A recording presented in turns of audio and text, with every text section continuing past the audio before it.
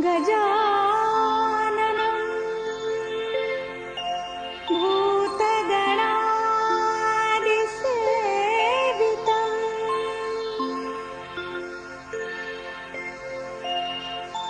कपित्तजम्बुफलचारु भक्षणम्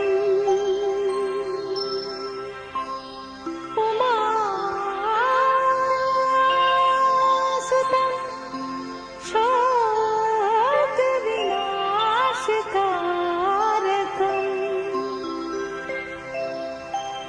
नमामि विघ्नेश्वर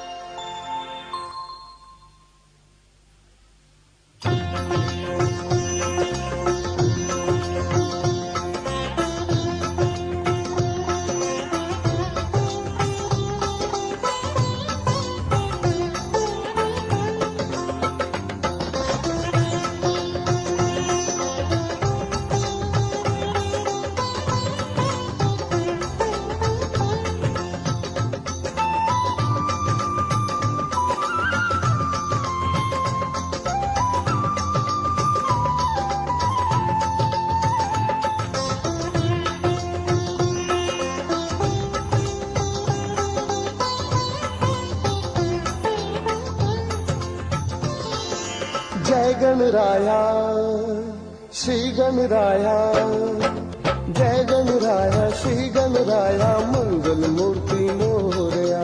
जय गणराया श्री गणराया, मंगल मूर्ति मोरया। मंगल मूर्ति मोरया, मंगल मूर्ति मोरया।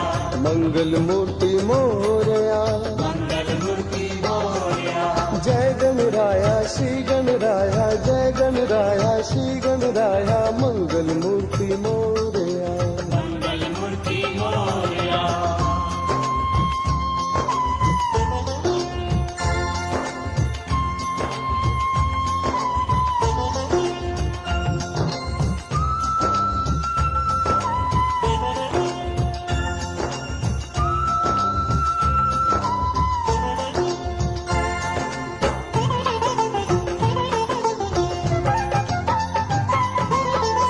सिद्धि विनायक बुद्धि प्रदायक,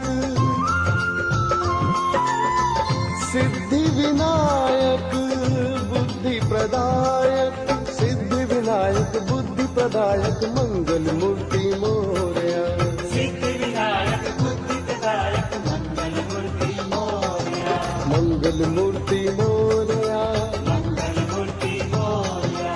मंगल मूर्ति मोरया। मंगल मूर्ति मोरया। जय गणराया श्री गणराया, जय गणराया श्री गणराया, मंगल मूर्ति मोरया। मंगल मूर्ति मोरया।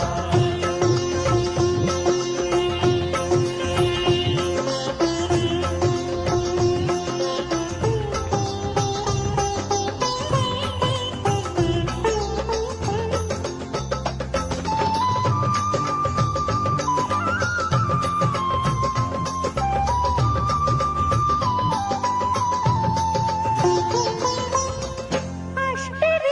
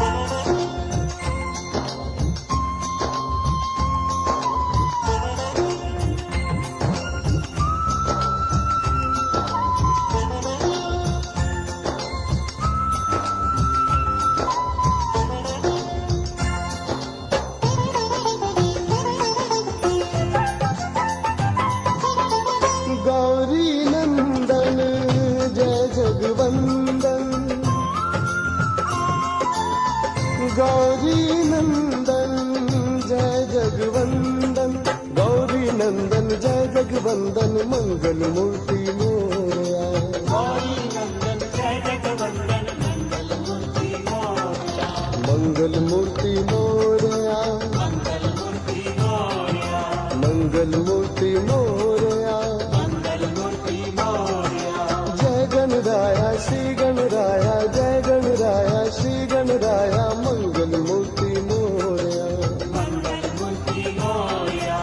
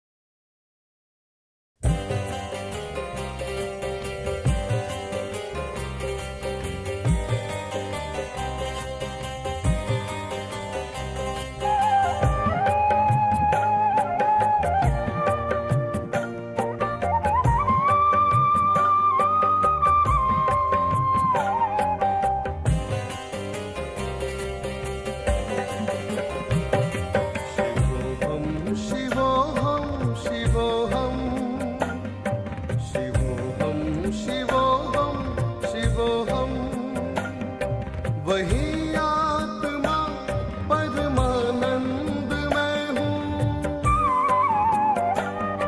वही आत्मा सच्चिदानंद मैं हूँ, मैं हूँ, मैं हूँ, मैं हूँ, मैं हूँ। शिवोऽहं शिवोऽहं शिवोऽहं शिवोऽहं शिवोऽहं शिवोऽहं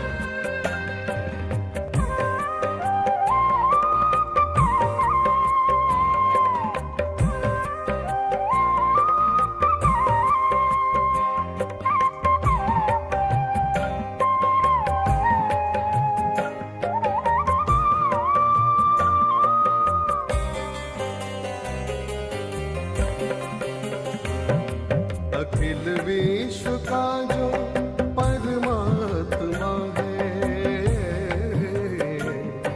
अखिल विश्व का जो परमात्मा है, सभी प्राणियों का वही आत्मा है, सभी प्राणियों का वही आत्मा, वही आत्मा सच्चिदानंद मैं हूँ, वही आत्मा सच्चिदानंद मैं हूँ, मैं हूँ, मैं हूँ, मैं हूँ, मैं हूँ। शिवोऽहं शिवोऽहं शिवोऽहं शिवोऽहं शिवोऽहं शिवोऽहं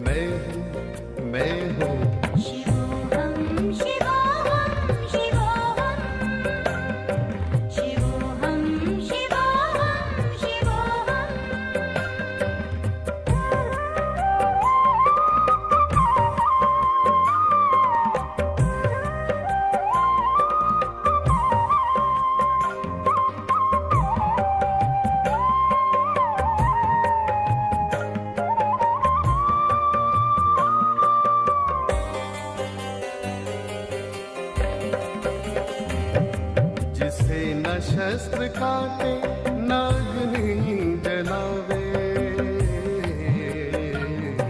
जिसे न शस्त्र काटे नागनी जलावे, बुझावे न पानी न मृत्यु मिटावे, बुझावे न पानी न मृत्यु मिटावे, वही आत्मा सच्चिदानंद मैं हूँ, वही आत्मा सच्चिदानंद मैं हूँ, मैं हूँ, मैं हूँ, मैं हूँ, मैं हूँ। शिवोऽहं शिवोऽहं शिवोऽहं शिवोऽहं शिवोऽहं शिवोऽहं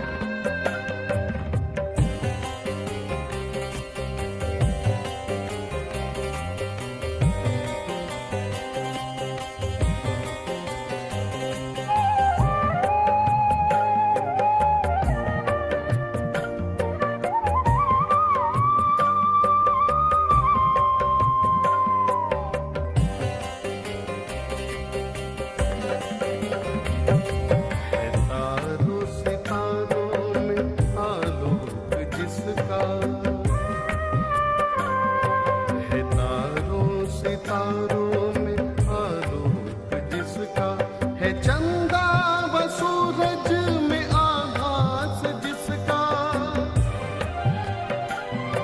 है, चंदा व सूरज में आभास जिसका, वही आत्मा परमानंद मैं हूँ, वही आत्मा परमानंद मैं हूँ, मैं हूँ, मैं हूँ, मैं हूँ, मैं हूँ। शिवोऽहं शिवोऽहं शिवोऽहं शिवोऽहं शिवोऽहं शिवोऽहं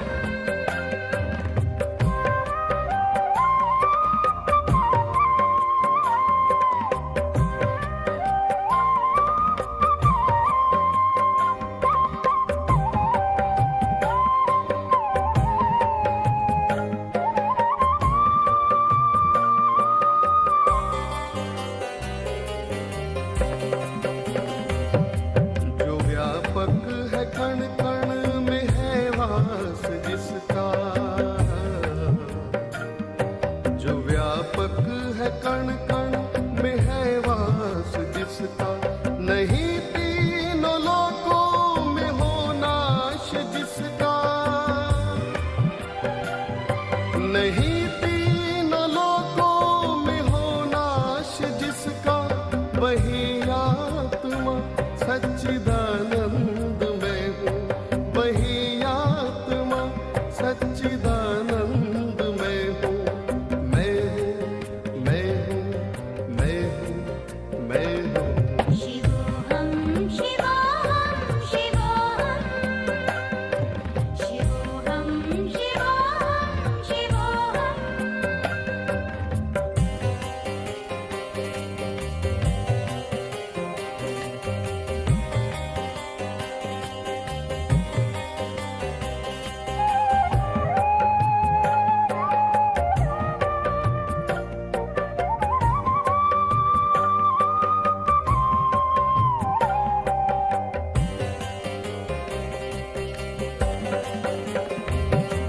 अजर ओ अमर जिसको वेदों ने गाया,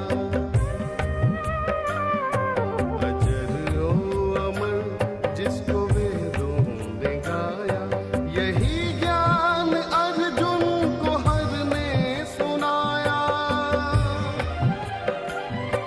यही ज्ञान अर्जुन को हर ने सुनाया, वही आत्मा परमानंद मैं हूँ, वही आत्मा सच्चिदानंद मैं हूँ, मैं हूँ, मैं हूँ, मैं हूँ, मैं हूँ। शिवोऽहं शिवोऽहं शिवोऽहं शिवोऽहं शिवोऽहं शिवोऽहं वही आत्मा सच्चिदानंद मैं हूँ, वही आत्मा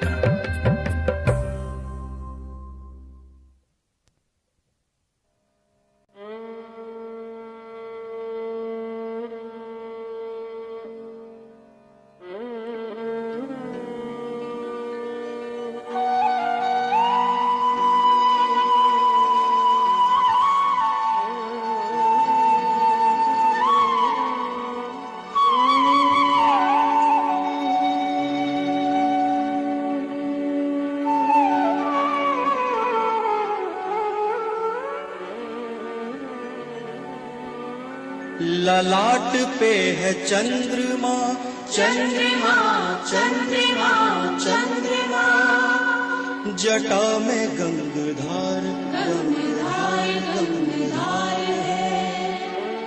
ललाट पे है चंद्रमा, जटा में गंगधार है। चढ़ी है भस्म अंग पे, गले में सर्पहार है। चढ़ी है भस्म अंग पे, गले में सर्पहार है। नवा रहे हैं शेष देव सर तुम्हारी भक्ति में। नवा रहे हैं शेष देव सर तुम्हारी भक्ति में। है कोटि सूर्य का प्रकाश शिव तुम्हारी शक्ति में, शिव तुम्हारी शक्ति में, शिव तुम्हारी शक्ति में।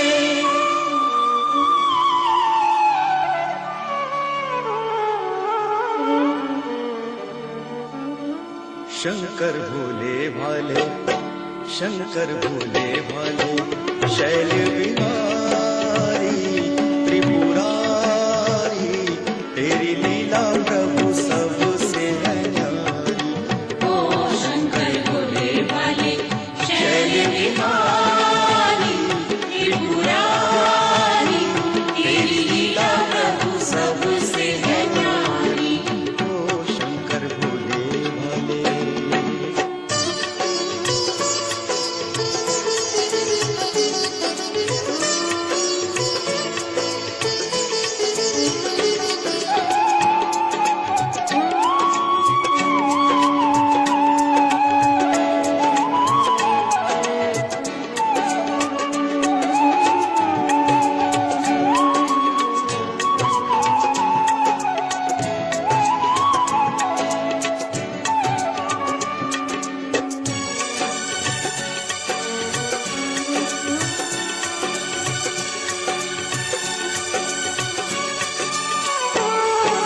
सब देवों में महादेव तू, सब देवों में महादेव तू, तुझसा कोई न दूजा। सब देवों में महादेव तू, सब देवों में महादेव तू, तुझसा कोई न दूजा। भक्ति भाव से सब करते हैं भगवन तेरी पूजा, भगवन तेरी पूजा। शिव जी तेरा तो है, वो शिव जी तेरा तो है, रूप निराला भोला भाला। तेरी छवि पे सभी है बलिहारी। ओ शंकर भोले भाले, शैल बिहारी त्रिपुरारी, तेरी लीला प्रभु सबसे है न्यारी। ओ शंकर भोले भाले।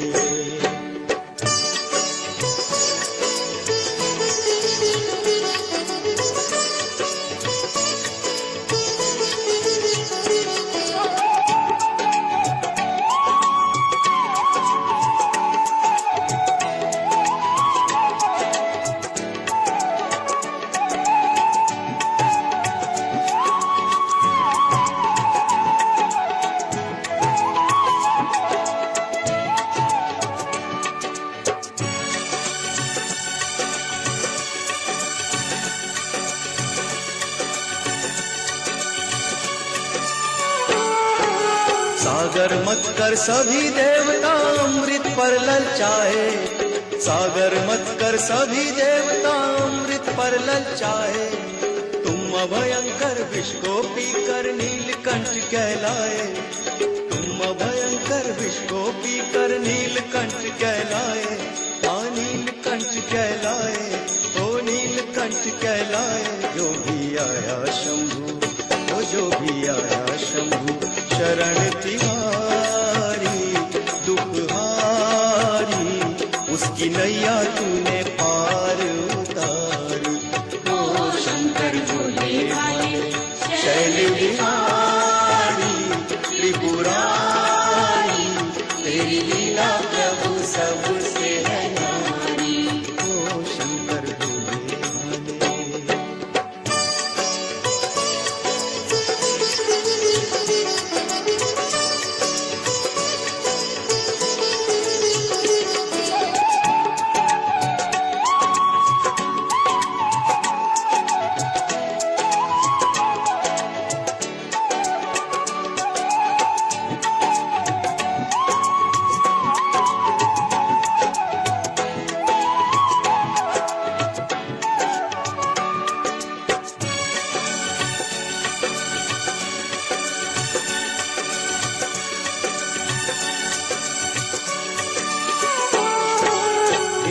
शंकर जहाँ भी तेरा,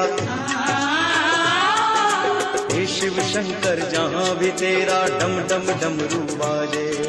हे शिव शंकर हे प्रलयंकर, हे शिव शंकर जहाँ भी तेरा, हे शिव शंकर जहाँ भी तेरा डम डम डमरू बाजे। धर के नाना रूप तेरे गण संग संग तेरे नाचे, संग संग तेरे नाचे। तेरा किसी ने भी, ओ तेरा किसी ने भी भेद न पाया, कैसी माया भाई तुझको तो नंदी की सवारी।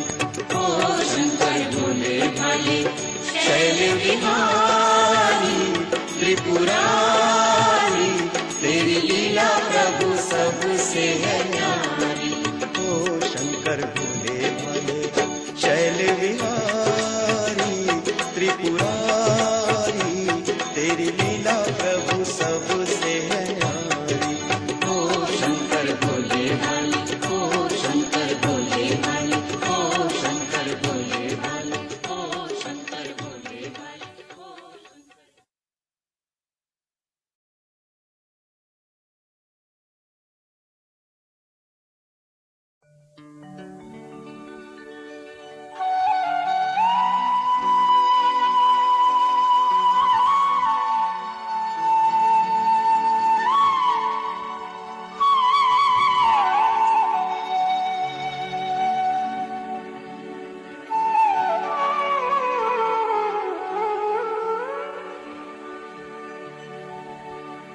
ललाट पे है चंद्रमा, चंद्रमा चंद्रमा चंद्रमा, जटा में गंगधार, गंगाधार गंगाधार है।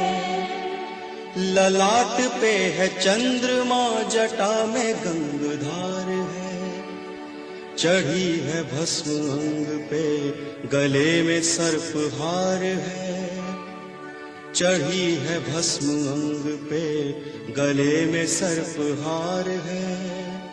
नवा रहे हैं शेष देव सर तुम्हारी भक्ति में, नवा रहे हैं शेष देव सर तुम्हारी भक्ति में। है कोटि सूर्य का प्रकाश शिव तुम्हारी शक्ति में, शिव तुम्हारी शक्ति में, शिव तुम्हारी शक्ति में।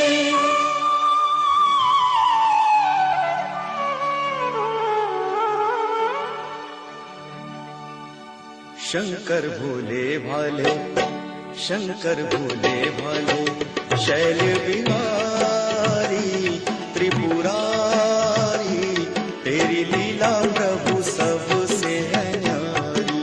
ओ शंकर भोले भाले शैल विहारी त्रिपुरारी, तेरी लीला प्रभु सबसे है न्यारी।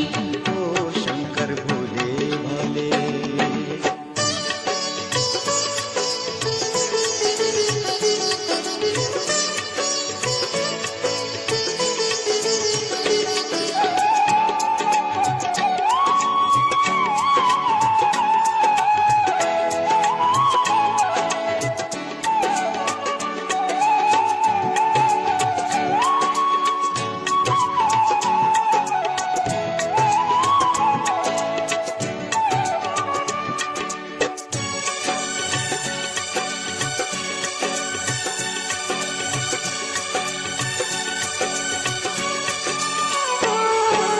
सब देवों में महादेव तू,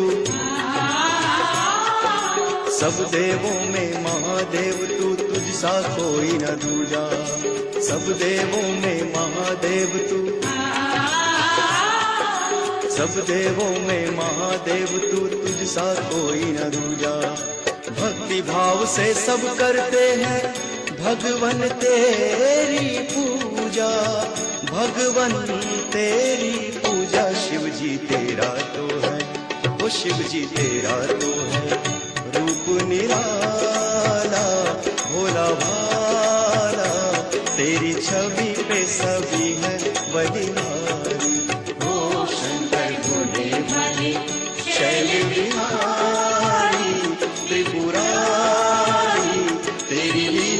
प्रभु सबसे है न्यारी। ओ शंकर भोले भोले।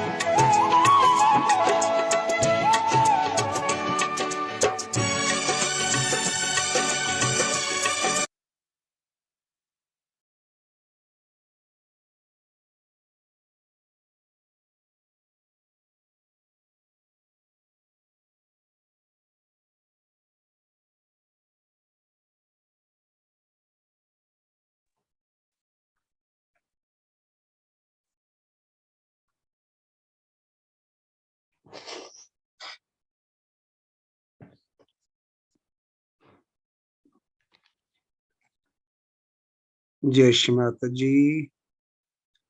सहज योग, द एटर्नल नॉलेज, निरंतर ज्ञान के इस ध्यान के मंच पर आप सब संतों का, पुण्य आत्माओं का, देवदूतों का स्वागत है। कृपया हमारी टीम की ओर से हमारा हृदय से प्रणाम स्वीकार कीजिए। आज शनिचर के दिन तो आप लोग जानते हैं कि हम अपने चक्रों की सफाई करते हैं और फिर ध्यान में जाते हैं। आज भी यही करेंगे, पर उससे पहले जो आज का विषय है, जिसके ऊपर श्री माता जी का प्रवचन आप सुनेंगे, क्योंकि वो अंग्रेजी में है तो कुछ बातें हम आपको पहले ही समझा देते हैं, खास तौर से उनके लिए जो कि अंग्रेजी नहीं समझते, ताकि उनको भी, उनके अंदर भी वो इंटरेस्ट जो है वो बना रहे और वो समझ जाएं कि जो कुछ भी माँ बता रही हैं वो उनके पल्ले पड़ जाएगा। शुरू में हम कुछ बातें बता देंगे कि फिर आखिर में कुछ और बातें बता देंगे। तो आज की जो माँ का, आज की जो पूजा का प्रवचन है वो है श्री योगेश्वर पूजा। इसका मतलब श्री कृष्ण की पूजा योगेश्वर के रूप में। और आप जानते हैं ना कि एक और प्रवचन में माँ ने कहा था, अगर आप योगेश्वर को, श्री योगेश्वर को समझना चाहते हैं एक ही लफ्ज में, एक ही शब्द में, तो योगेश्वर इज मूलाधार। इसका मतलब योगेश्वर भी उतने ही आबोध और पावन हैं जैसे कि श्री गणेश। जब हमारा विशुद्धि चक्र खराब होता है तो ये याद रखें कि एक कारण हो सकता है कि आपका मूलाधार खराब है, इसलिए विशुद्धि भी खराब होता है। आइए समझते हैं माँ ने इसके अंदर क्या कहा। माँ ने कहा कि पहले तो जो पहला अवतार था श्री विष्णु का, वो था वामन अवतार। उसके बाद फिर श्री राम आए, उसके बाद फिर श्री कृष्ण आए। तो जब श्री राम आए तो आप सब जानते हैं श्री राम और श्री सीता की कहानी, और उनको कितनी कठिनाइयां उठानी पड़ी। सीता जी का अपहरण हो गया, फिर जंगल में रहना पड़ा, और जो उनका पूरा जीवन ही था वो एक संघर्ष था।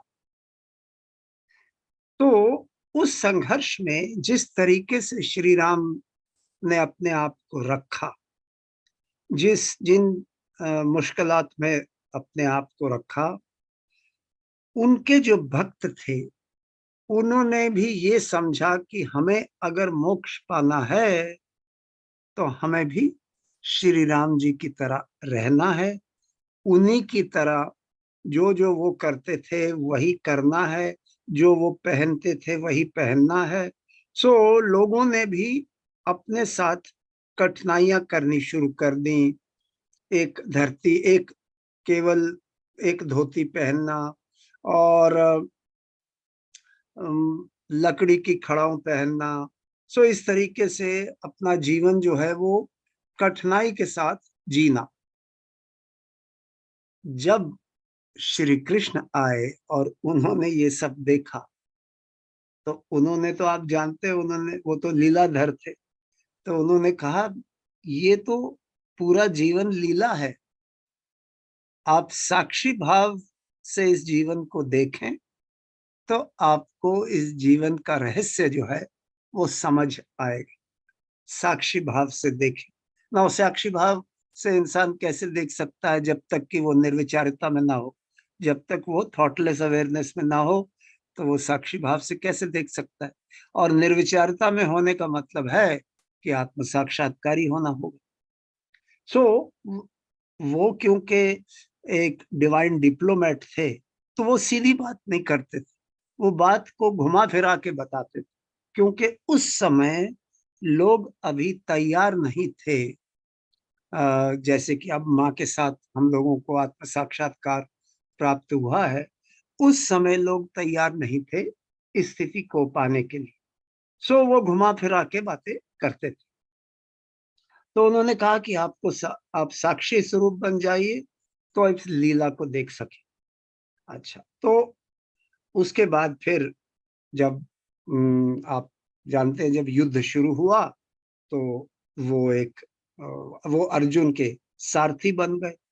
तो लोगों को ये नहीं समझ आती कि वो सारथी क्यों बने, क्योंकि वो तो अकेले ही पूरे युद्ध को समाप्त कर सकते थे, सबको मार सकते थे, पूरा मतलब जो कुछ करना चाहे वो तो विराट का रूप है। सो क्यों बने वो सारथी? माँ समझाती हैं कि वो सारथी बने क्योंकि गीता का उपदेश देना था, नहीं तो वो गीता का उपदेश कैसे देते। सो वो सारथी बने और उसके अंदर उन्होंने पूरी गीता का उपदेश दिया है। पर माँ ने कहा कि एक बात समझिए, गीता का उपदेश शांति के लिए नहीं है। लोग समझते हैं इट इज फॉर पीस, नहीं, ये गलत है। गीता का उपदेश शांति के लिए नहीं है, बल्कि गीता का उपदेश आपको अपने धर्म को निभाने का पूरा पाठ है कि किस तरीके से धर्म निभाया जाता है। क्योंकि जब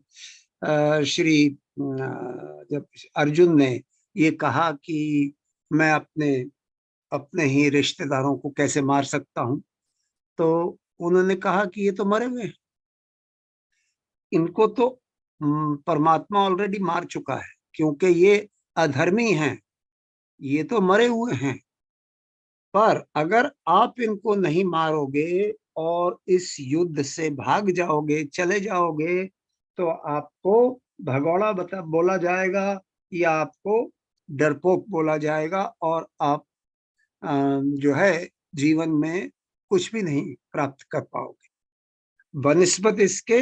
अगर, क्योंकि आप धार्मिक हो, धर्म के अंदर अगर आप इनको मारोगे तो आपको मोक्ष प्राप्त होगा। माँ ने ये भी समझाया कि लोगों ने इसका गलत मतलब निकाल लिया है। क्योंकि मिसाल के तौर पे मुसलमान कहते हैं कि हम तो धर्म में जो है, अपने मजहब में हम लोगों को मार रहे हैं क्योंकि हमारे मजहब में लिखा है। पर मजहब में लिखा है उनके लिए जो धार्मिक हैं, आप तो अधर्मी हो। तो आज माने क्या क्या क्या हो रहा है कि एक अधर्मी दूसरे अधर्मी को मार रहा है, क्योंकि दोनों ही धर्म में नहीं है। तो आप धर्म का चोला पहन के ये कैसे कह सकते हो कि हमें मोक्ष प्राप्त होगा।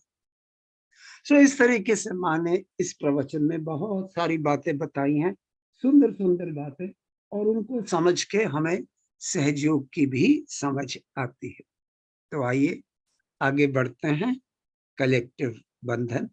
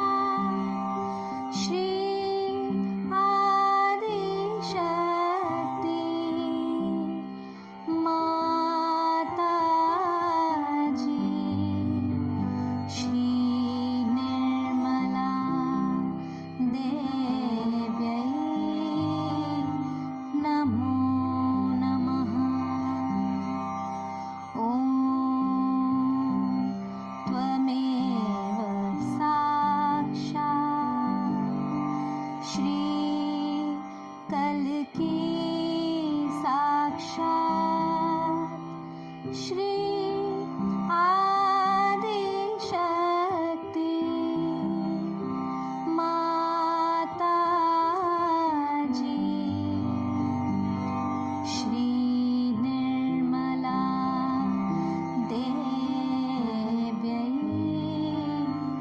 नमो नमः।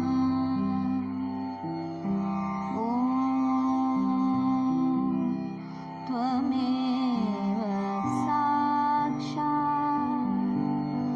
श्री कल की साक्षात् श्री सहस्रार स्वामिनी मोक्ष प्रदायिनी माता जी, श्री निर्मला देव्यै नमो नमः। ॐ त्वमेव साक्षात् श्री गणेश साक्षात् श्री आदिशक्ति माता जी, श्री निर्मला देव्यै नमो नमः।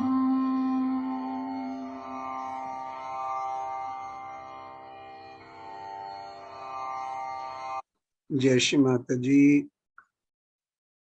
दोनों हाथ माँ की ओर, चित्त सहस्त्रार पर, नजर माँ की बिंदी पर। माँ को भक्ति से, श्रद्धा से, पूर्ण समर्पण भाव से निहारिए और माँ के प्रति अपने अंदर सुंदर सुंदर भाव बनाइए।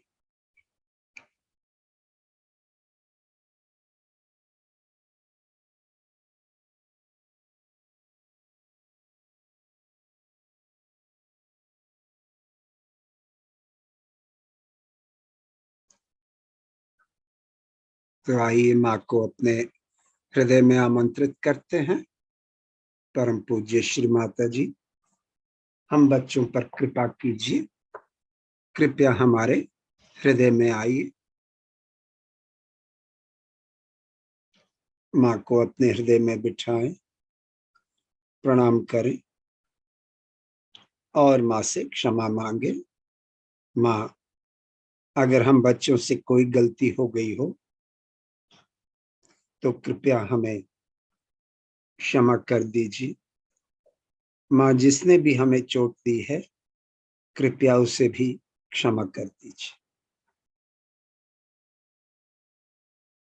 आंखें बंद, सर सामने झुका हुआ, चित्त सहस्त्रार पर, अपना आत्मनिरीक्षण कीजिए।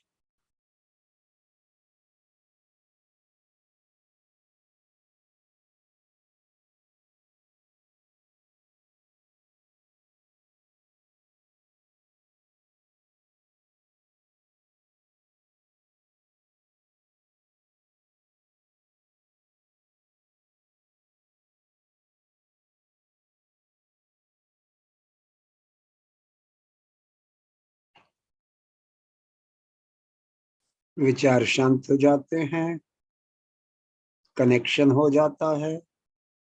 तो आइए माँ से प्रार्थना करते हैं। परम पूज्य श्री माता जी, आज तो आप जानती हो कि हम अपने चक्रों की सफाई करते हैं। माँ, आज भी यही करना चाहते हैं। करती तो आप ही हो माँ, कृपया आप हमारी मदद कीजिए, हमारा मार्गदर्शन कीजिए।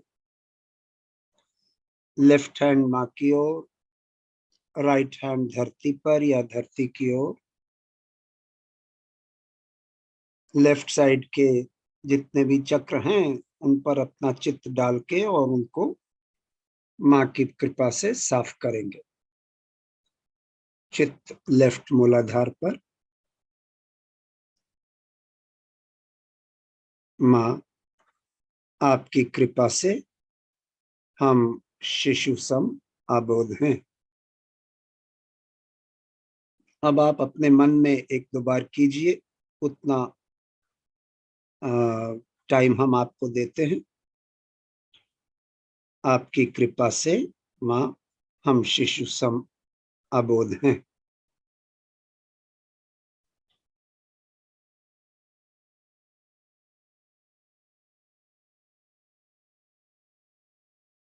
By your grace, we are the powerful innocence of a child. चित्त लेफ्ट स्वादिष्टान पर। माँ, आपकी कृपा से हम परमात्मा की शुद्ध विद्या हैं। By your grace, we are the pure knowledge of God Almighty.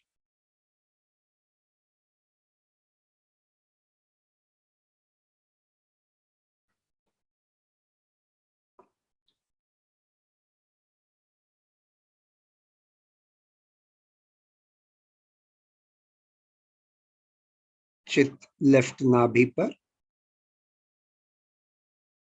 माँ, आपकी कृपा से हम शांत हैं, संतोष हैं, उदार व्यक्ति हैं।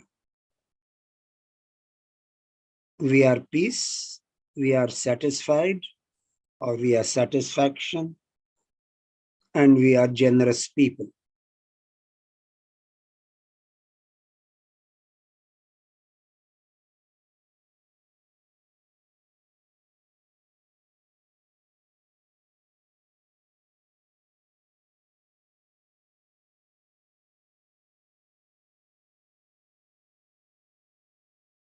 चित्त लेफ्ट भवसागर पर। माँ, आपकी कृपा से हम स्वयं के गुरु हैं। By your grace, we are our own gurus.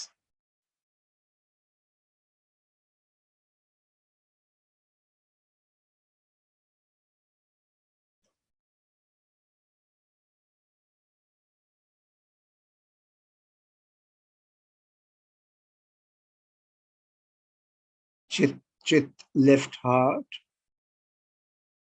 माँ, आपकी कृपा से हम एक शुद्ध आत्मा हैं। We are, by your grace, we are the pure spirit.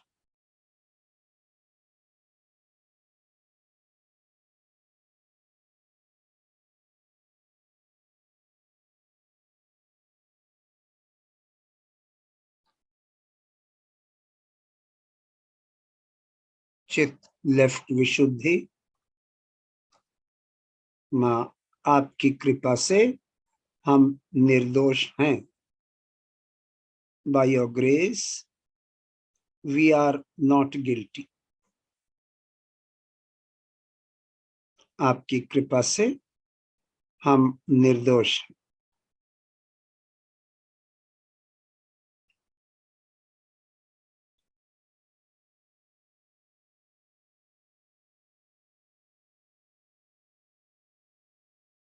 चित्त लेफ्ट आ गया सर के राइट साइड पर।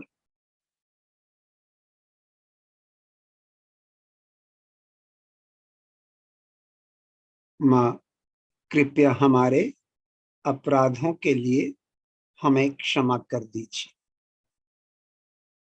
Please forgive us for our mistakes. कृपया हमें हमारे अपराधों के लिए क्षमा कर दीजिए।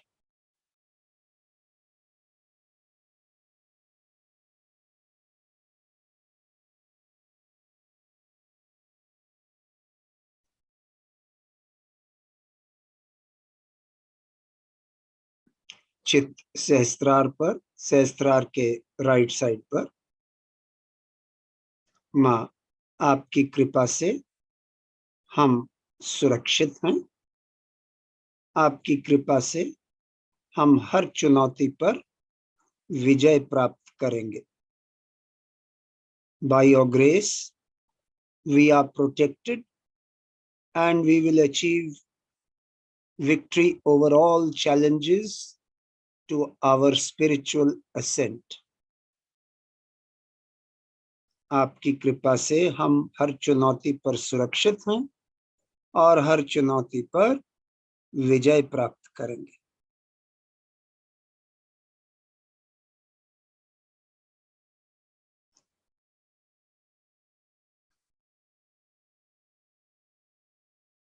अब पूरी लेफ्ट साइड के लिए माँ, हम भाग्यशाली हैं कि हम आपकी कृपा दृष्टि में हैं। We are fortunate to be in your attention. हम भाग्यशाली हैं कि हम आपकी कृपा दृष्टि में हैं।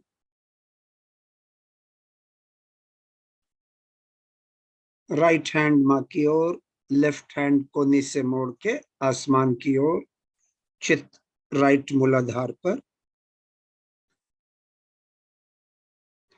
माँ, आप ही राक्षस हंत्री हो। कृपया आप ही राक्षस हंत्री हो। You are the killer of all devils and demons.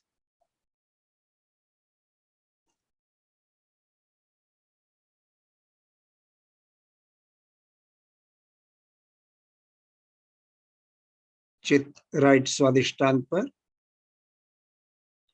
माँ, आप ही करता हो, आप ही भोगता हो। You are the doer and you are the enjoyer.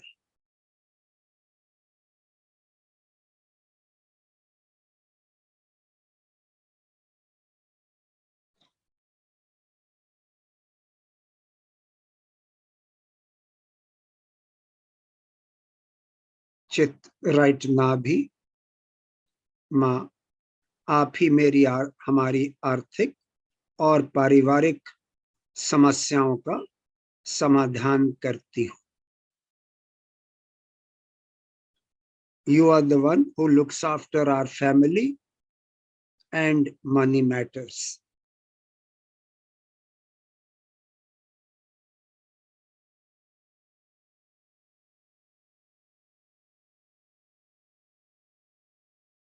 माँ, आप ही हमारे अंदर स्थित महान सम्मान हो।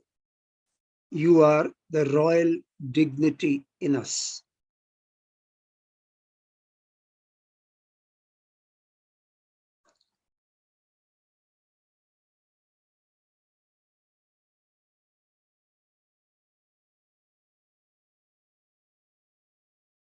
चित राइट भवसागर पर।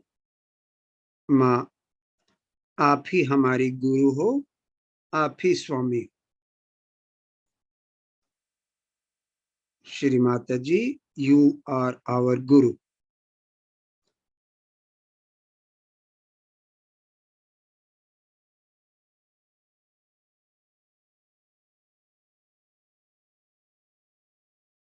चित राइट हार्ट।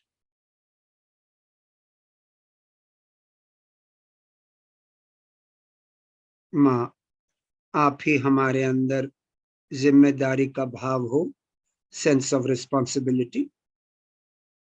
आप ही प्रेममय पिता की कृपा हो। You are the benevolence of a good father in us.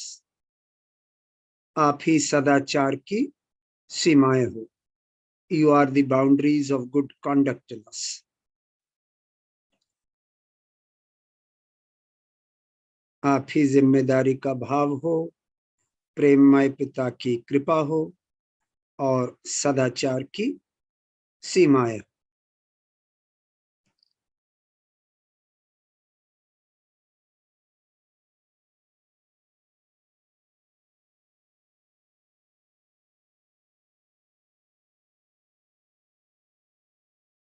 यही श्री राम जी के गुण थे, जिनको मांगने से हमारे अंदर भी वही गुण आने शुरू हो जाते।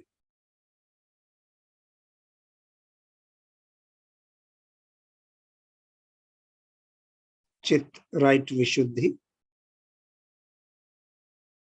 माँ आप ही हमारे कर्मों और वाणी का माधुर्य।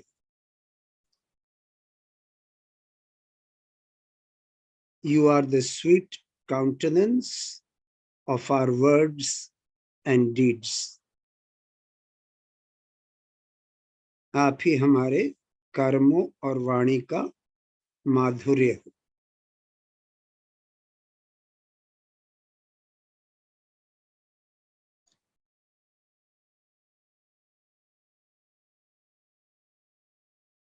चित्त राइट आ गया सर के लेफ्ट साइड पर। माँ आपकी कृपा से हम सबको क्षमा करते हैं। हम सबको क्षमा करते हैं, अपने स्वयं को भी क्षमा करते हैं।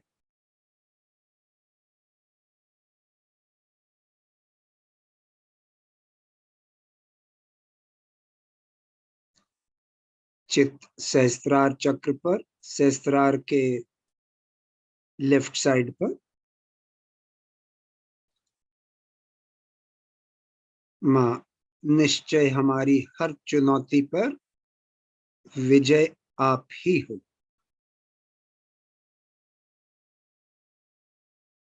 You are the victory over all challenges to our spiritual ascent. हमारी हर चुनौती पर विजय आप ही हो।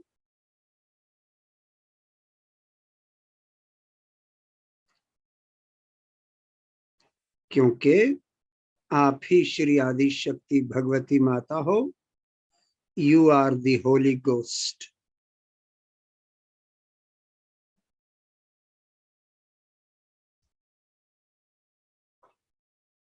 दोनों हाथ अपने हृदय की सतह पर रखिए और माँ से मांगिए कि माँ कृपया हमें संतुलन प्रदान कीजिए।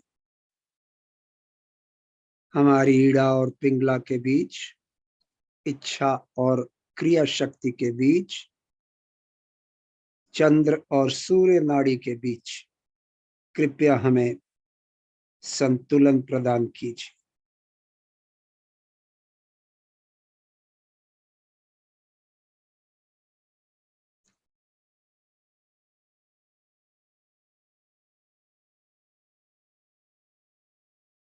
अपने दाहिने हाथ से दाहिने हाथ की हथेली को तालू पर रखिए।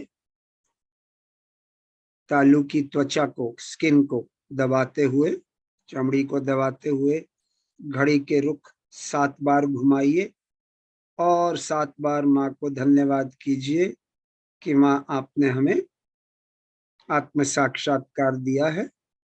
हम आपके बहुत बहुत आभारी हैं माँ। आपको कोटि कोटि प्रणाम। हे आदि शक्ति भगवती माता, आपको कोटि कोटि प्रणाम। हे कल्याणमयी करुणामयी भगवती, आपको कोटि कोटि प्रणाम। हे सर्वाधिष्ठानमयी भगवती, आपको कोटि कोटि प्रणाम। हे भुवनेश्वरी भवानी माँ, आपको कोटि कोटि प्रणाम। हे ब्रह्म विद्या स्वरूपिणी भगवती जगदम्बिके, आपको कोटि कोटि प्रणाम। हे सर्वदेवी देवता धारणी माता, आपको कोटि कोटि प्रणाम। धीरे धीरे दोनों हाथ नीचे माँ की ओर घुटने पर। चित्त सहस्त्रार पर जहां पे सर को दबाया था। माँ से प्रार्थना, माँ आप तो परमात्मा की सर्वव्यापी प्रेम की शक्ति हो। हम तो एक छोटी सी बूंद हैं। कृपया इस बूंद को अपने प्रेम के सागर से जोड़ दीजिए ताकि आपके सागर के प्रेम का स्पंदन हमारे जीवन को वाइब्रेट कर दे और हम निरानंद के आनंद में उतर सके। Please let the drop that we are join the ocean of love that you are, so that the pulsation of the ocean of love vibrates through our lives and we remain engrossed in that bliss, the bliss of Niranand, of Shri Nirmal Anand.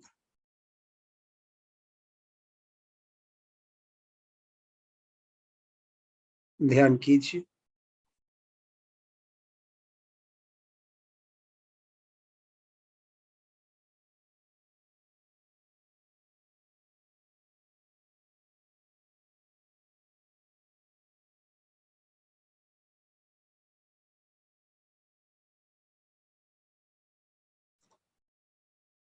चित्त को थोड़ा ऊपर रखिए, 8-10 foot ऊपर।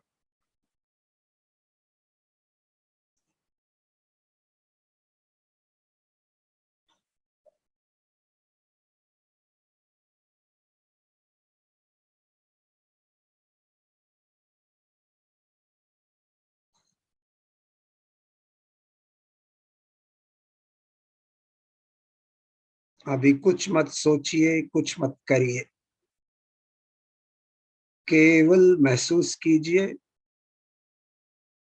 और सतर्क रहिए कि आपका चित्त सहस्त्रार से हटना नहीं चाहिए।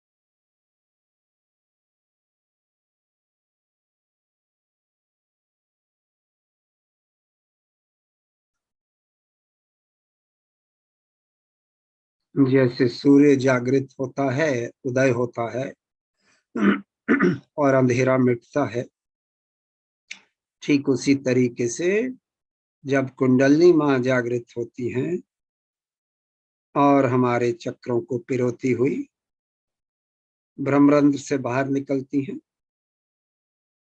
तो हमें परमात्मा की सर्वव्यापी प्रेम की शक्ति से जोड़ देती। ब्रह्मरंध्र खुल जाता है, योग की घटना घटती है, आत्मा प्रकाशित होती है।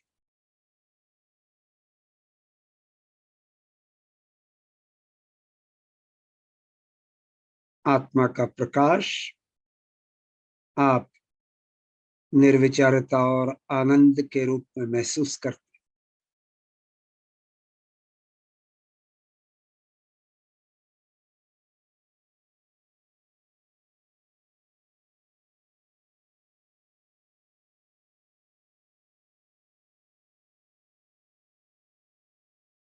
सच्चिदानंद स्थिति प्राप्त करते हैं।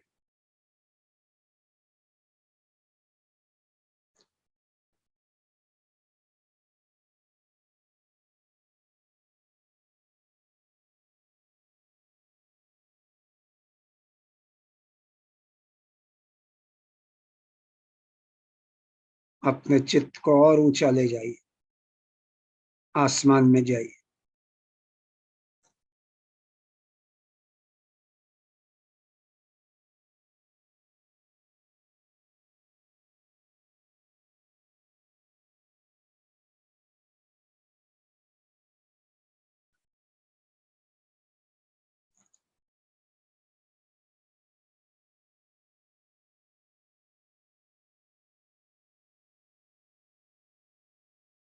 अब हम उस विराट के अंग प्रत्यंग हैं।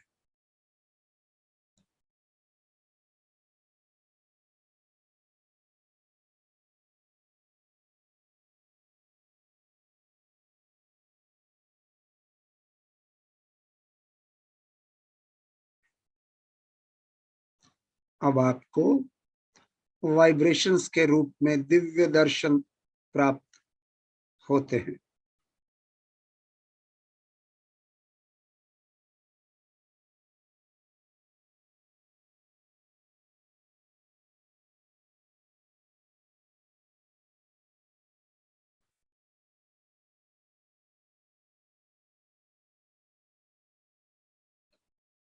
जो भी आप महसूस करते हैं वही सत्य है।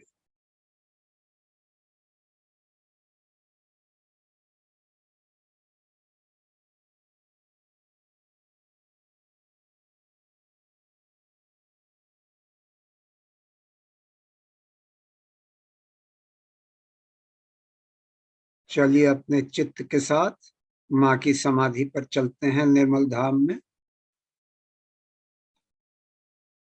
माँ की समाधि के सामने माँ को नतमस्तक होकर प्रणाम प्रणाम कीजिए। माँ को धन्यवाद कीजिए कि माँ ने हमें आत्म साक्षात्कारी बनाया।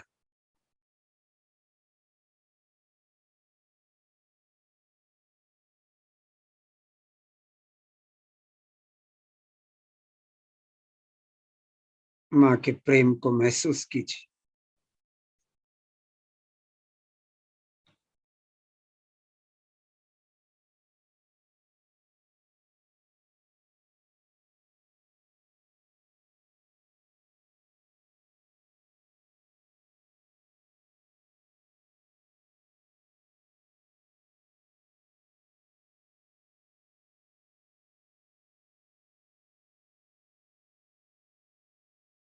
अपने चित्त के साथ माँ के जन्म स्थान पर चलिए, छिंदवाड़ा।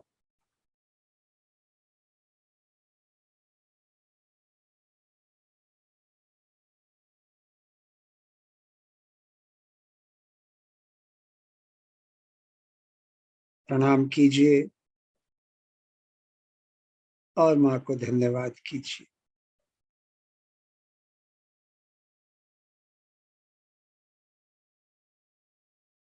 कि माँ ने हमें इस योग्य समझा कि हमें आत्म साक्षात्कार दिया।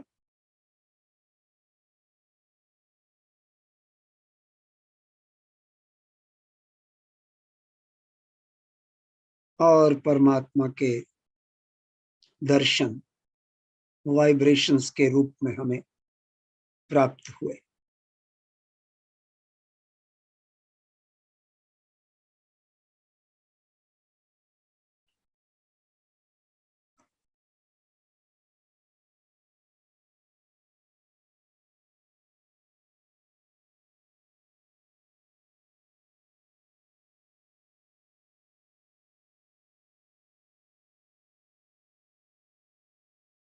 माँ के इस अवतरण ने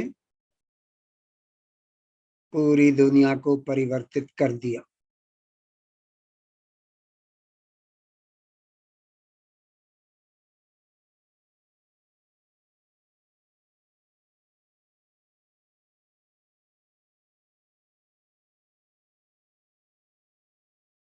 जिसने भी माँ के प्रेम को महसूस कर लिया वो पार हो गया।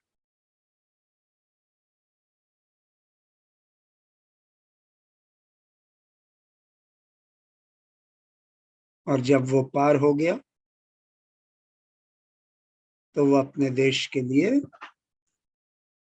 शुभ हो गया, अपने समाज के लिए, अपने देश के लिए। क्योंकि अब उसके अंदर से वो शक्ति बहती है जो पूरे वातावरण को शुद्ध करेगी।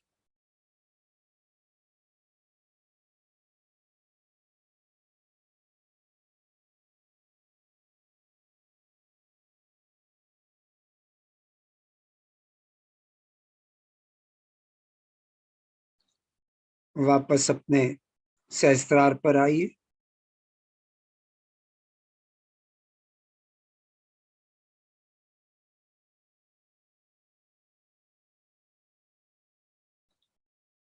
अब हम माँ की अमृतवाणी सुनेंगे। अपने सहस्त्रार से ही सुनिए और जो वाइब्रेशंस माँ के प्रवचन से, माँ की अमृतवाणी से आते हैं, उनका जो उन वाइब्रेशंस का जो इफेक्ट है वो दूसरा ही होता है, क्योंकि माँ के आवाज में तीनों शक्तियां हैं। उसको महसूस कीजिए अपने सहस्त्रार से। कृपया माँ की अमृतवाणी लगाएं।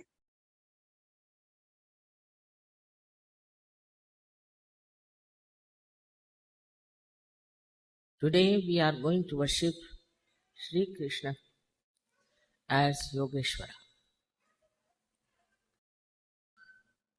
As it is, you know that Vishnu's first incarnation as a human being was Vamana Avatar. And then went till he came as Sri Ram. So the past of Sri Krishna was Sri Ram. And when Sri Rama came on this earth, he went into lots of austerities. To go to jungle, his wife was lost, whom he had to find out. And to establish the benevolent king on this earth, he was made the king of Ayodhya.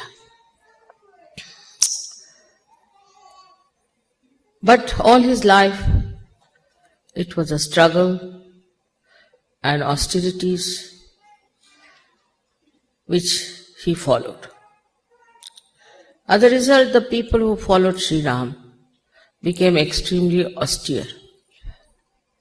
They used to sleep on the grass because Sri Ram had to sleep on the grass for so many years. They used to wear wooden slippers. They would just wear very little clothes or one dhoti, just like Sri Rama wore when his wife was out. All these austerities they did to show how a householder should be. He never enjoyed any other life as a man, but just lived like an ascetic when his wife was lost. All these things were to establish also a very ideal personality for a man to be attached to his wife. He was a person with Ekapatni Vrata, means one wife. Though he knew she was Mahalakshmi, she was a goddess, but still he was forced to do things because he wanted to show how a benevolent king should be.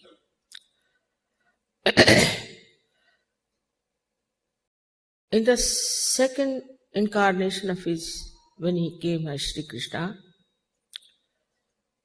then he had to neutralize all these austerities he has put on people. It's just the sun is on my head. I tell you what to do. The sun won't leave. Can you push it somewhere a little bit? This is sun. Exactly at this time I have to be here to face the sun. कहाँ रखे?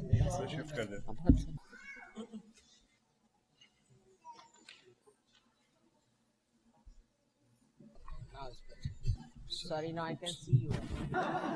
The sun doesn't want me to see you or what? Just imagine how they are directly. Just move it further. This side. Huh. So Sri Krishna came on this earth.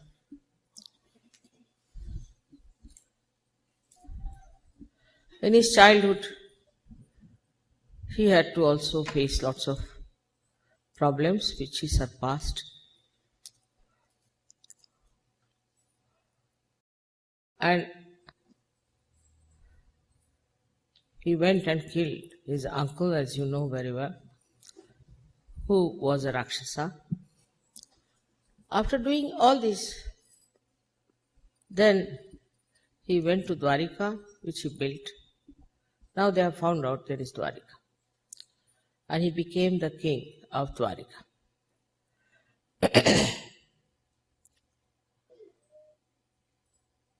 To understand Sri Krishna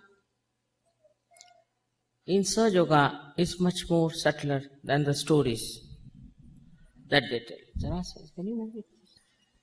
The stories are there, but behind these stories, as being Sahajogis, you have to see the subtle things about his incarnation. So the first one was, he was Leeladhara. Means the one he said, this is all a play. That means you have to become a witness. So he said that your mind should become just a witness. At Virata stage, he becomes Akbar. And at that stage, he is the mind, the brain of the great primordial being. So first he thinks that we have to become witness of the drama. And we should not get lost into the Maya. If you are a witness, you can see the Maya, how it works. So the first subtle nature of Sri Krishna was to create a Leela, to neutralize all the austerities created by the incarnation of Sri Ram. But the second great quality that he had is also to put the Maya on people. So if he is the brain, our brain should become a Sakshi, should become a witness the play. It should not take anything as something extremely serious. When you look at things as Sakshi Swarupa, as something that you are watching a drama, you may for the time being feel that you are Napoleon or you are the one who is acting. But after some time the play is over, you know it's a play. So to reach that state, you have to become thoughtlessly aware. Because we think from our brain. And this brain goes on thinking, creating a Maya and playing into Maya. Now, here it is, when you are a realized soul, you should see through the Maya. Everything that I am doing, what you are doing, should be understood very well if you are really the reflection of Sri Krishna's brain. So in your brain, there should be no worry. There should be no stress. there should be no problem. Because you are just watching everything in thoughtless awareness. So when you are thoughtless awareness, means when your brain is just in the state of witness, you understand everything that is divine. I'll give an example just now. Happened. I got into the car and they didn't know where to go. We went on to wrong road. Then I told him, go this way. So he was wondering how mother knows. I said, vibrations. Through vibrations, I could feel they are all there sitting there. We came down. Unless and until you are thoughtlessly aware, you cannot grow. That is first thing. And secondly, unless and until you are thoughtlessly aware, you do not know the absolute truth. Through your brain only you will know. You don't have to put your hands, you don't have to ask questions, but it's like a computer that works. It just gives you an answer. In that state, you are completely one with the divine.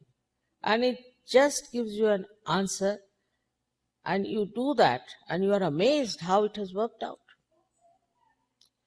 Everything, every moment is computerized with Sri Krishna. But at the same time, he tests you. He plays his Leela on you. That one must know. Because he is a diplomat. How he has played Leela on you is very interesting to see. His style of Leela. Like he told Arjuna that I will not fight. Arjuna said, all right, what will you do? I'll be your charioteer. I'll drive your chariot. Now, it would look funny to anybody. What is this? Such a great man who calls me as his guru. He says that he is the one he says I'm the best of his disciples, everything. And here he just offers his services like a charioteer. In this, he is just trying a trick on Arjuna. As if he knows the future that's going to happen. So the whole Gita was created because he was just a charioteer. Because Arjuna said, I cannot fight my own people. I cannot fight my own grandparents, and I cannot find my relations. Now, if you say that Gita is for peace, it is not. It is not for peace. What he says that they are already dead, whom are you killing? These dead people, if you are killing them, what will happen? But if you now run away from the battlefield, people will call you a coward. And what will you get? But if you fight for the religion, then you will get your resurrection. Moksha. It's a big trick in all these things. Same was said by Muhammad Sahab, and same the Christians did. Same about the Hindus.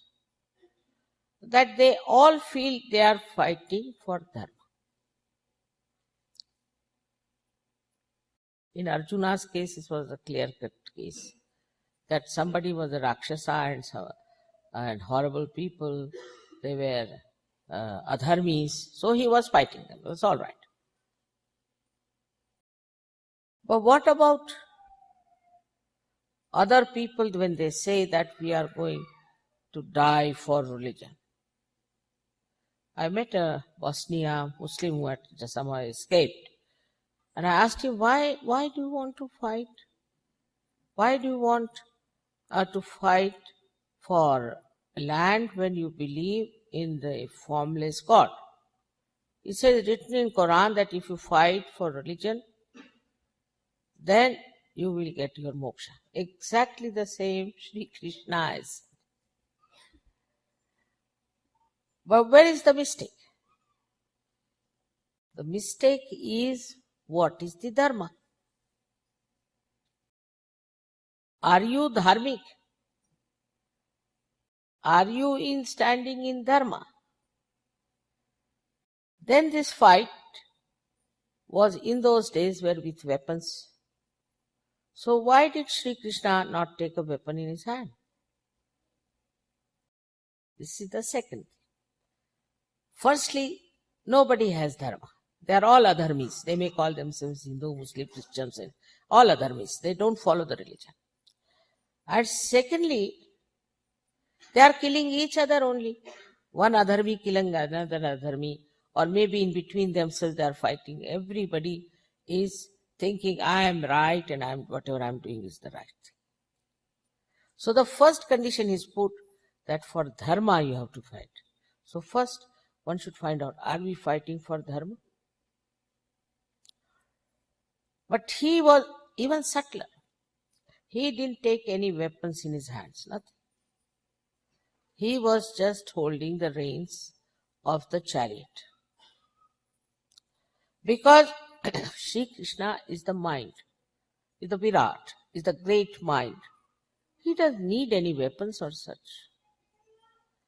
But what he did at that time, he used his mind for a very, very profound knowledge. To explain Arjuna, imagine in the war field, he didn't make him sit down, all right, you are my Shisha, you sit here, I'm your Guru, I'll tell you nothing. In the battlefield, you see, when everybody was there to fight and they were about to start the war, he starts telling very patiently to Arjuna at that time. Now, what is he doing there? He's not using any weapons, nothing. He is doing counseling. Counseling to Arjuna, telling him, now see his subtle brain. He introduces in the first chapter only that you have to go higher than what you are.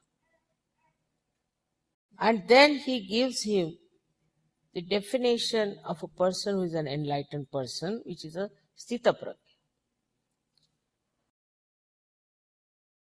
I mean, normally a businessman will start from $1, then $100. You see, the other way around.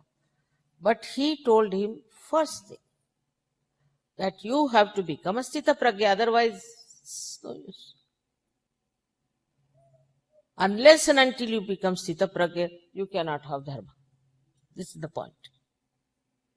To understand Sri Krishna, you have to really have a very subtle brain, otherwise you cannot understand.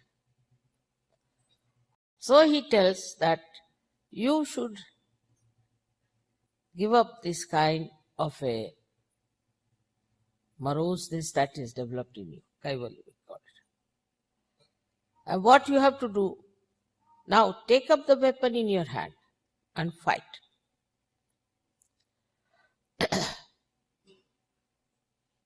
So then he asked him about other things. What about that? You are here telling me that you should become Nishkriya. That means no work. Your karmas become akarmas. You are talking like this, and why do you want me to kill these people? That is a karma.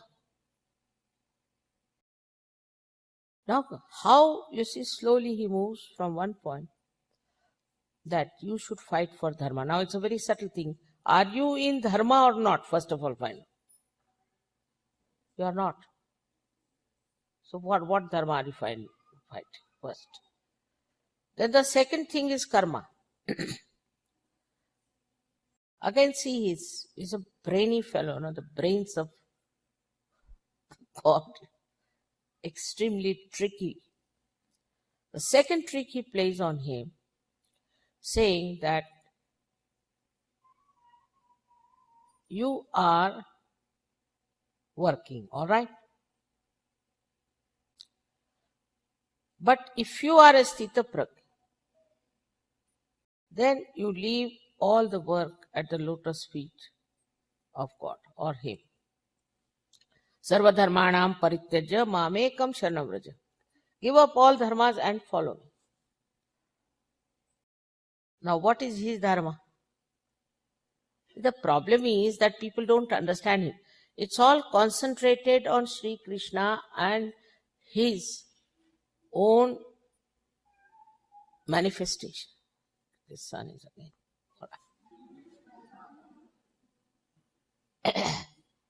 He says that do your karmas, but you put them at the lotus feet of the Lord. Is not possible unless until you are Sthitaprak, unless and until you are enlightened. Now, when you are enlightened, when you have got your realization, when you raise your Kundalini or anybody's Kundalini, you don't say, Mother, I am giving realization. You don't say. Never. What you say, it is happening. In third person you talk. It's not coming, it's not working out, it's just moving on the side. This chakra is catching, that chakra is catching. You never say, I am doing anything. The I is lost. When that I is lost, then only you will put everything at the lotus feet of God. So first it should be done in dharma. Supposing somebody murders somebody and say, oh, I have done it now, so it is my karmas, I put it at the lotus feet of Sri Krishna. Well, people can, people have special brains also to interpret Sri Krishna and Gita. But what he said, for dharma you should do it. So first of all, you should be a sthita pragya, means an enlightened person. And whatever you do, automatically goes at the lotus feet of God. Automatically. Spontaneously, Sahaja. Now the third thing he did. What about bhakti? People said, what? We are doing bhakti to God, this, that, and what is the reward for this? There again he plays tricks. On one word he has made everybody dance. He says, you do bhakti, but it should be ananya. This is the word, ananya. When there is not the other. Means when you have become one with me. Means you are a sthita pragya. Means you are a realized. Just imagine, on this word, if people pay attention, they will give up all this nonsense of bhakti and will first get their connection when they become ananya and then do the bhakti. Because Sri Krishna knew human beings very well. I think he knew them better than Christ. Definitely. Because Christ was straightforward. He said, take out your right eye, throw it up. Take out your left eye, throw it up. Cut your hands, throw it up. Same with Muhammad Sahib. Who will do that? So Sri Krishna was very clever. He said, straightforward they will not understand. So give them in such a way that they will go on doing and doing. We are doing so much bhakti, so many people come and tell me. Even this Hare Ramas, they are developing now throat cancers. So they are saying, Mother, why it is throat cancer to us? We are saying the name of Sri Krishna. Because you are not connected. Now supposing I even want to meet the president of this country. I'll have to go through such a protocol. I may not even meet. But this one is the God of gods. He's the president of all the presidents. If you have to take his name, if you go and take name of Clinton and go and say, hey, Clinton, Clinton, Clinton, they'll all arrest me. So if you go on saying Rama, Rama, Rama, Allah, Allah, Allah, Akbar, Akbar, Akbar, you will be arrested. You have no connection. So that Virata Shakti which we call, which is of course in Quran described as Akbar, this power also plays tricks.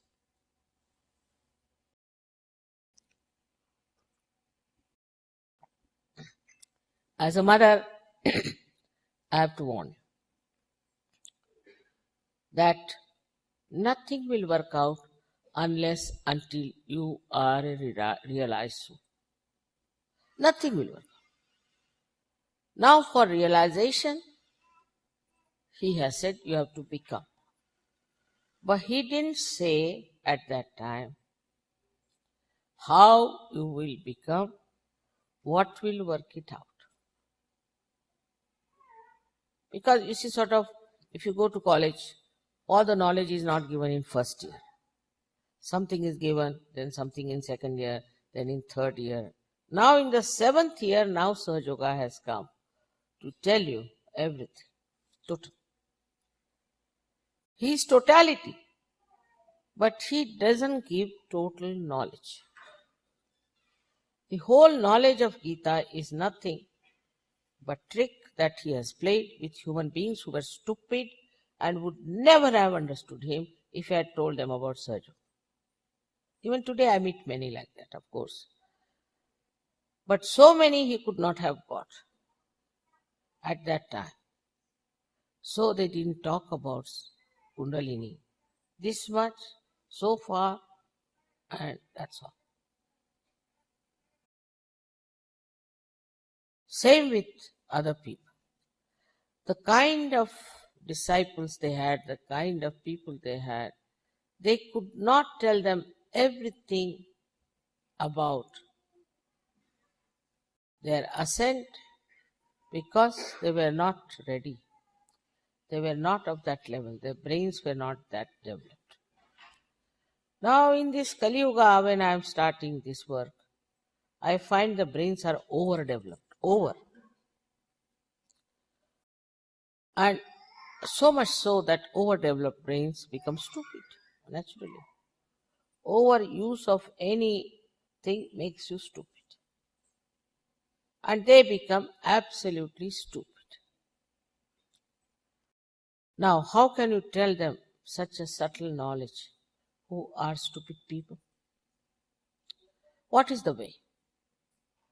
If I had talked like Sri Krishna, it would have been just a waste of my energy and your energy. Half of you would have gone off to sleep. So I said, first of all, let me connect them to divinity. If I could connect them to divinity, little bit, then they will understand. Because that will enlighten their brain a little bit. And they will know that there's something more than what we know. And that's how it is going to work.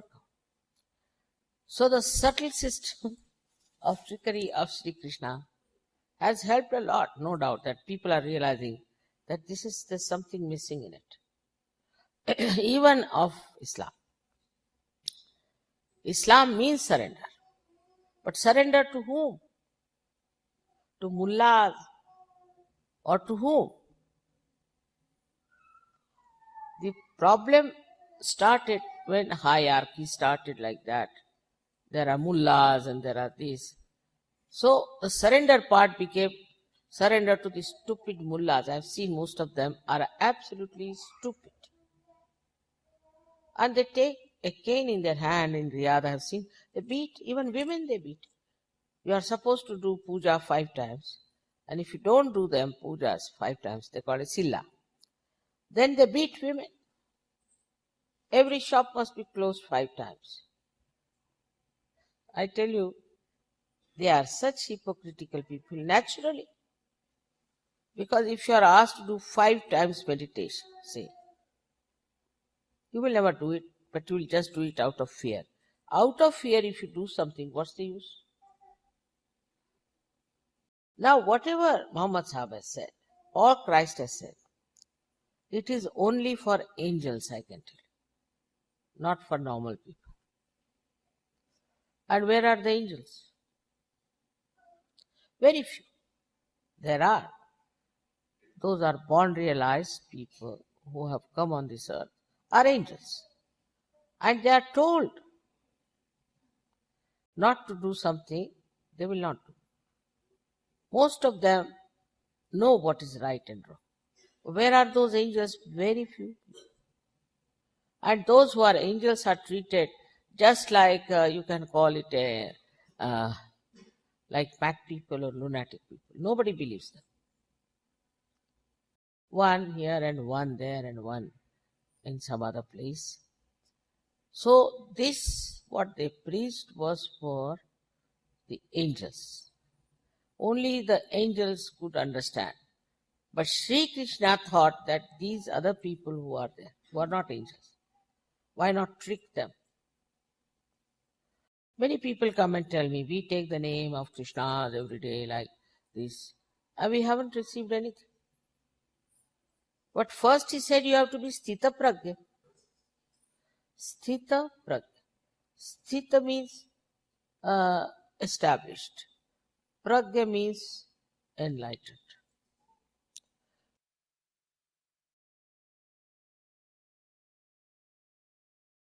Today we are going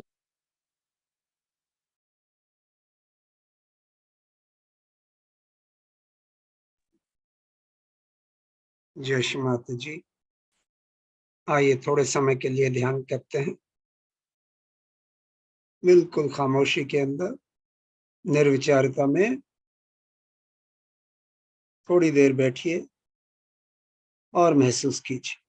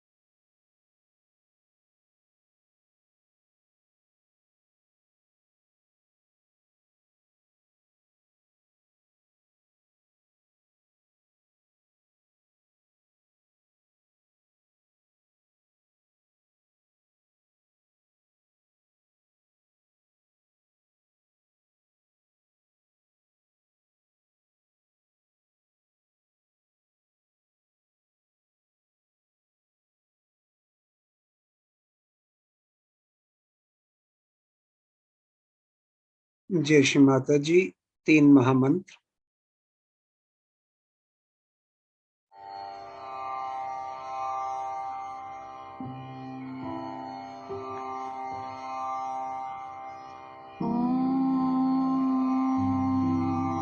त्वमेव साक्षात् श्री महालक्ष्मी महासरस्वती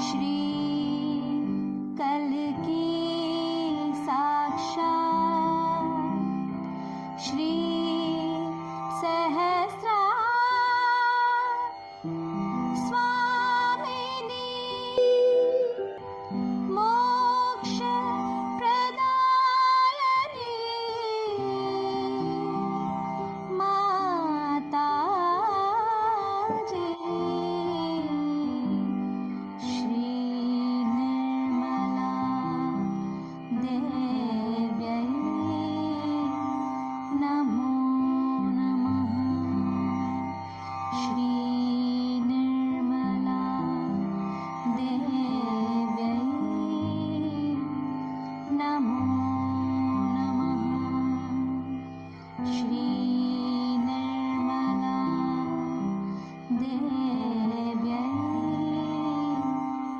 नमो नमः।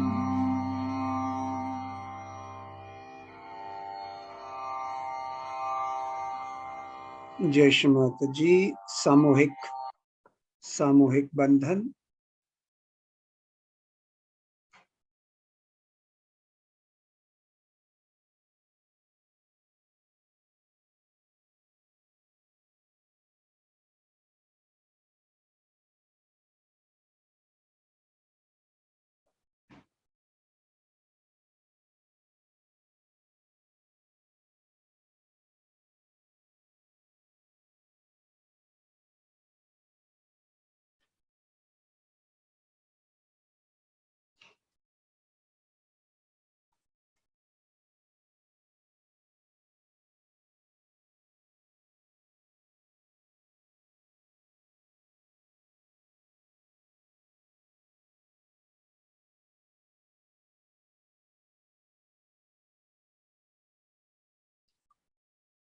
जय श्री माता जी। जो आपने माँ का प्रवचन सुना उसका रेफरेंस आपके स्क्रीन पर दिया हुआ है। श्री योगेश्वर पूजा 1994, 2 अक्टूबर 1994 का ये प्रवचन है। बहुत सुंदर प्रवचन है और अगर इस प्रवचन को आप समझ जाएं तो आप गीता के उपदेश को भी समझ जाएंगे। क्योंकि आमतौर से जब हम गीता पढ़ते हैं नॉर्मल इंसान के तरह, तो गीता की जो समझ है हमें वो अलग किस्म की आती है।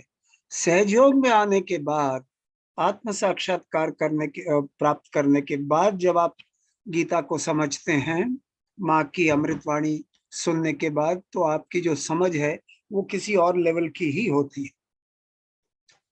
तो जो पॉइंट्स मैं पहले बता चुका था उनको तो हम रिपीट नहीं करेंगे, बट 2-3 कुछ पॉइंट्स ऐसे हैं जो कि बहुत महत्वपूर्ण है। सबसे पहला पॉइंट है कि श्री कृष्ण कौन थे। उनका रूप विराट का रूप था। उस विराट के रूप में वो गीता का उपदेश दे रहे थे। विराट का मतलब ऑल परवेडिंग गॉड, मतलब गॉड ऑलमाइटी, अकबर।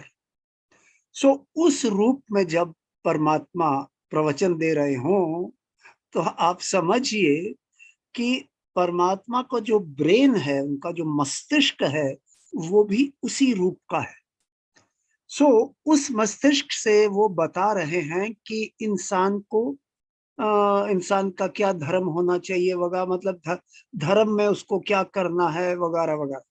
सो आप देखिए कि पहले तो जब हम अब गीता पढ़ते हैं आत्म साक्षात्कार से पहले, तो हमें जो गीता से समझ आता है तो हम समझते हैं कि यही सही है। वो सही नहीं है, क्योंकि जब माँ ने अब समझाया आत्म साक्षात्कार के बाद, तो अब हमें पता चलता है कि गीता का असली मतलब क्या है। मिसाल के तौर पे वो ये कहते हैं कि आप बिल्कुल निर्विचार हो जाइए, साक्षी स्वरूप बन जाइए। क्यों? क्योंकि माँ कहती हैं कि माया जो है हम पर कब असर करती है? जब हम सोचते हैं। हमारी सोच ही माया है। समझ रहे होंगे आप? जब हम सोचते हैं वो माया है। इसलिए जब हम निर्विचार होते हैं तभी हम असलियत को समझ सकते हैं। पहली बात, बहुत ही सुंदर बात है ना।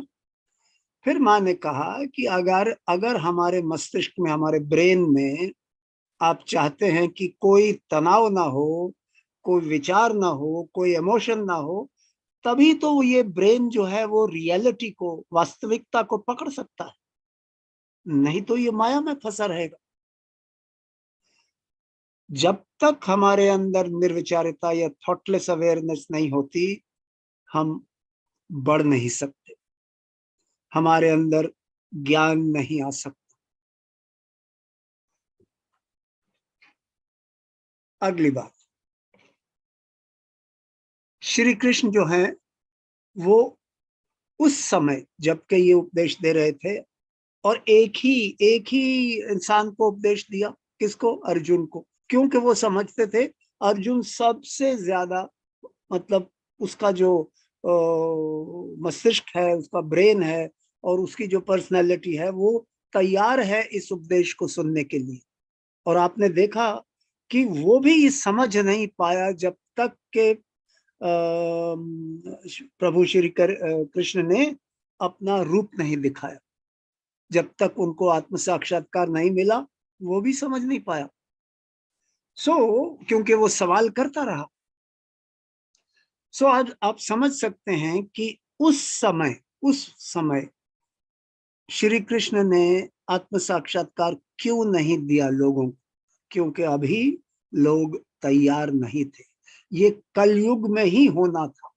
ये श्री माता जी कहती हैं कि कलयुग में होना था, जबकि लोगों के ब्रेन्स जो हैं वो बहुत ज्यादा मतलब लोग बड़े होशियार बन गए हैं। इनफैक्ट ब्रेन ओवर डेवलप कर गया है, हमारे मस्तिष्क जो है वो ओवर डेवलप कर गया। फिर माने ये समझाया कि जब हम कहते हैं कि हम अपने मजहब के लिए लड़ रहे हैं, धर्म के लिए लड़ रहे हैं, जो सब कहते हैं, हिंदू भी कहते हैं, मुसलमान भी कहते हैं, क्रिश्चियन भी कहते हैं, पर क्या आप धार्मिक हैं? क्या आप धर्म में खड़े हैं? क्या आपने धर्म के नियमों का पालन किया है? अगर नहीं तो एक अधर्मी दूसरे अधर्मी को मार रहा है। तो जब हम देखते हैं ये लड़ाइयां, जैसे कि रशिया वर्सेस यूक्रेन, सारे ही अधर्मी हैं। उसके अंदर मारे कौन जा रहे हैं? जो कि इनोसेंट, मतलब अबोध हैं, उनको भी मारा जा रहा है। यही जो कुदरत है, कुदरत ये इसी तरीके से आगे बढ़ती है। फिर माँ ने कहा कि पहले ही चैप्टर में, गीता के पहले चैप्टर में अर्जुन को ये बता दिया कि आपको ऊपर उठना है। इसका मतलब आपको और भी ऊपर जाना है, और आपको स्थित प्रज्ञ बनना है। ना, स्थित प्रज्ञ का क्या मतलब? स्थित का मतलब एस्टैब्लिश, मतलब स्थापित करना, और प्रज्ञा का मतलब एनलाइटन, आत्मबोध पाना।